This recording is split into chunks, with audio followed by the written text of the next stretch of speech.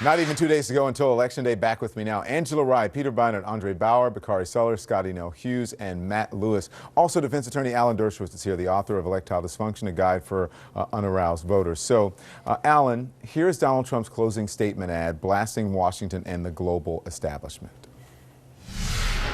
The establishment has trillions of dollars at stake in this election.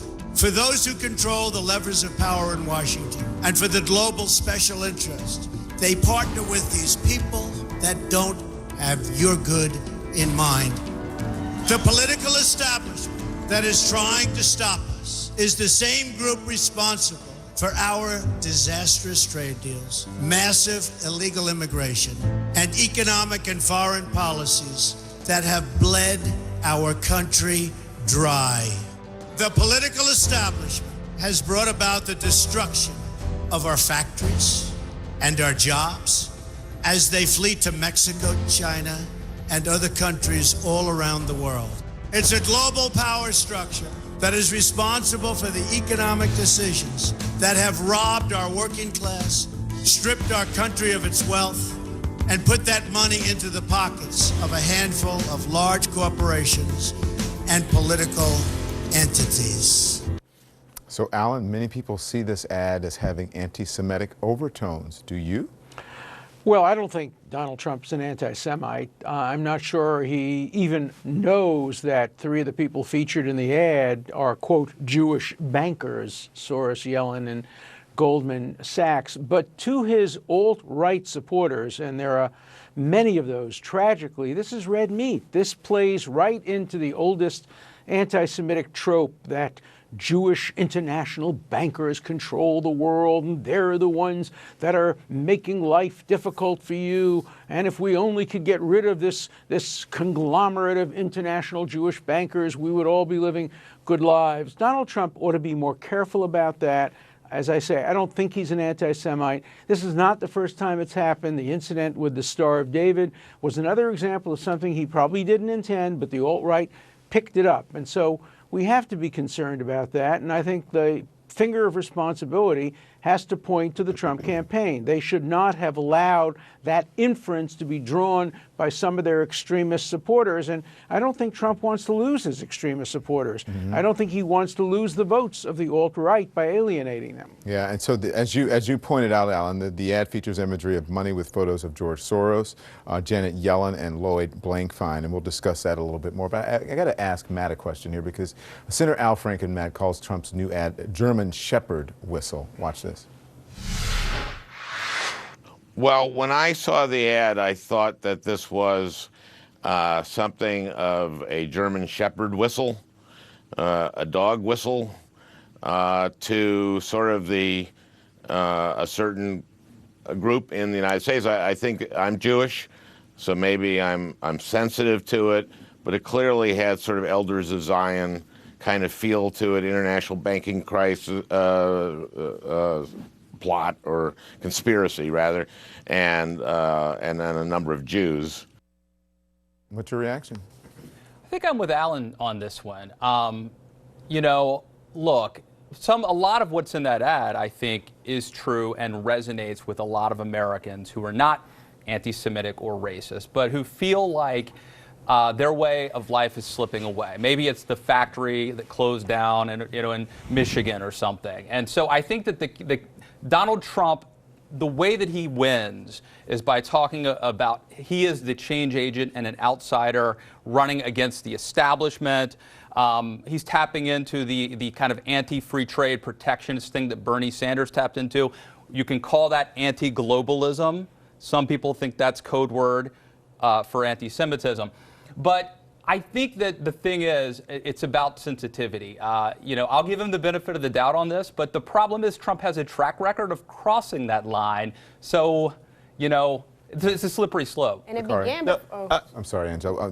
But you also cannot disregard the campaign management team over there now. And Steve Bannon, one of his senior advisors, Roger Stone. I mean, they got their chops. Delving in and just, they're not even just playing footsie with racists, but they engage them, they embrace them, and they've given them a platform. I think that Steve Bannon is probably, and Roger Stone both, I think you see their fingerprints on this ad. I mean, that is Steve Bannon. And I think that Steve Bannon... Kellyanne Conway probably didn't create that ad. Kellyanne Conway did not. If Kellyanne Conway saw that ad before it went up, she was probably like, take it down. But Steve Bannon is really a major problem with the discourse in the country. Because, I mean, there is pretty much, she has defended almost everything or found a way to sort of I want to give her the talk around it, even when it's something that every one of his kids is either engaged or married to a Jewish person. What is that? Yes. Just because you have Jewish relatives or friends, black friends,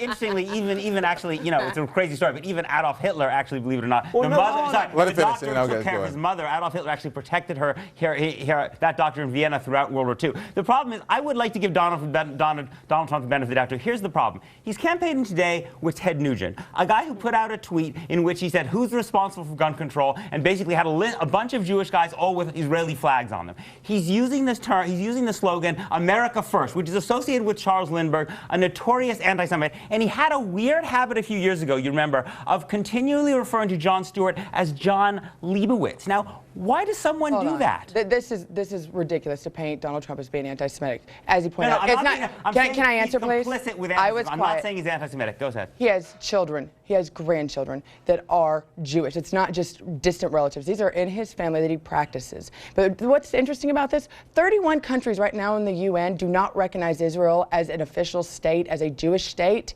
Majority of those, a lot of those, gave money to the Clinton Foundation, and Hillary Clinton herself has accepted. When Hillary Clinton was Secretary of State, she did nothing to make countries like Saudi Arabia actually have peace and actually recognize Israel as a Jewish state. That's anti-Semitic right there. Now you're actually kind of in my bailiwick here, because the question, Hillary Clinton versus Donald Trump on who is going to protect Israel. It's easy. It's Donald Trump. That one's very easy on that one. One second. Can we not go down that rabbit hole? I just want to go back to this ad.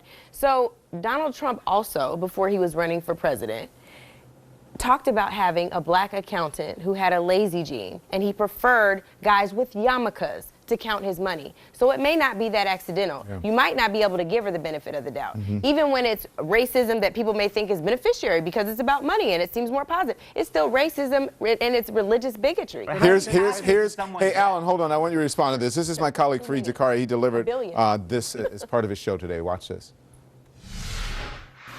Trump seems to believe deeply in ethnic stereotypes. He boasts of his own bloodline and compares it to breeding racehorses. In a 1991 book, one of his associates described him as horrified to see African Americans in his accounting department at 2 of his hotels, saying, quote, "Black guys counting my money? I hate it. The only kinds of people I want counting my money are short guys that wear yarmulkes every day." Trump acknowledged the veracity of these comments in a later Playboy interview before walking it back years later in a 1999 NBC interview, calling it all nonsense.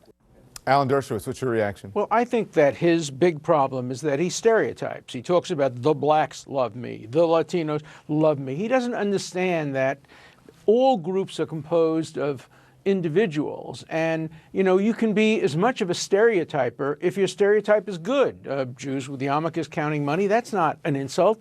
That's a positive thing. Of course, if you combine that with Jewish bankers controlling the world, it can become a negative thing. The thing that worries me most is I don't want to see a victory for the alt-right in this election. I don't want to see the Ku Klux Klan and the Nazi Party cheering when this election is over. And I'm afraid that if Donald Trump wins this election, this will be seen as a victory for the alt-right, the hard right. So even if he is not pandering to them, and I think he is, I think the combination of his stereotyping and the fact that it would be claimed as a victory for some of the worst elements in American society is very, very dangerous. Hey, the Anti-Defamation League, I think this is important to get up. They put up a statement today saying all candidates need to be especially responsible and bid for votes by offering sincere ideas and policy proposals, not by conjuring painful stereotypes and baseless conspiracy theories. With that said, Scotty, I want to ask you this. His campaign insists that there is a hidden vote out there, and some people may be sort of afraid or embarrassed to tell pollsters that they're voting for Trump. Is that the reason why you think they may painted as anti-Semitic or racist or bigoted in some way? Absolutely. I mean, look at this panel. And, you know, I say one thing and all of a sudden you jump on and stereotype an entire group. We say we're not for stereotypes, and yet, unfortunately, we have seen, and a lot goes back to Hillary Clinton calling us in a basket of deplorables and the crowd laughing at it when she said that you say you're a Trump supporter, and unfortunately, everything negative in the world is applied to us. But this is just an old this is an old lesson that has been time and time again. It was used against Mitt Romney. It was used against John McCain. It's been used against Republicans time and time again. And Donald Trump, I think, was one of the things that appealed to him. He's a bully for those that have been bullied for so long and standing up and fighting it. Should be more careful, though, especially in these closing moments with ads like. Well, once again, we're having this conversation about race, and we've had this conversation about hate for the last year and a half. Right now, I think it's all about focusing on policy of the candidates, but I think what the candidates are focusing on or trying to focus on at their rallies, and I think that's what the American people deserve. I think Scotty made a really good point, though, and Bill Maher talked about this on Real Time earlier this week, is that when Republicans ran candidates like Mitt Romney, a really decent, I think Boy Scout. And we made a mistake. He was basically, and when Ronald Reagan is accused of being a racist, say on this panel, I'm just saying. No. I think he employed racism, not that he was a racist. I'm sorry. And it's distinction granted. That he did distinction that. granted. Just ask any serious historian. This is my point right here. This is my point, and it's what you're saying. Even the most ironic, kind conservatives are portrayed as racist, evil, misogynistic, and so now Donald Trump comes along, and the guy's a jerk, and he may be an SOB, but he's our SOB, and so you have Republicans and conservatives sort of reflexively, I think, defending the indefensible in some cases. That's part of the story of how Republicans. Does that mean? But hold on. Does that mean it's not true about some aspects of what someone may be saying or their personality or their beliefs just because Donald Trump may be worse on the issue? I mean, maybe there were some. You can be a nice bigot. I think Democrats cried wolf. And I think that what happened is that a lot of go ahead. I actually agree with that, because if you look back over time, and John McCain and Mitt Romney, I think they would have been bad presidents, okay? Fair point. But Donald Trump, decent people. But they were. John McCain is a great human being. Can I add something? You didn't say that at the time. You didn't say that at the time. We shouldn't be. No. But I just wanted to be. I just want to be extremely clear that yes. But Donald Trump is a different element. Absolutely. It's a different animal. And I think that we're confusing this because I think you all are all a basket of adorables, not deplorables. But even more importantly, we are not saying that every one of you guys or everyone who supports Donald Trump is a racist or an anti-Semite or anything like that. What we're saying is you have to be comfortable supporting one. But will you also say there's can I add something to this? I think it's important. I think it's important to add some balance to this conversation. Let's remember that bigotry and anti-Semitism is not the exclusive reserve of the hard right. It also resides on the hard left. Correct. We see a lot of it from the hard left. We see it from the British Labour Party. We see it in Black Lives Matter, whose platform now says that Israel is a genocidal country that engages in apartheid, singling out only that country, no other country. So we have to condemn bigotry on the hard right and on the hard left and try to return America to the vibrant center where good conservatives and good liberals can argue about policy instead of extremists on both sides, stereotyping, exaggerating, and demonizing. Which is what he just did with Black Lives Matter. Come right back. Some of Donald Trump's supporters taking up arms. How many are there, and are they dangerous?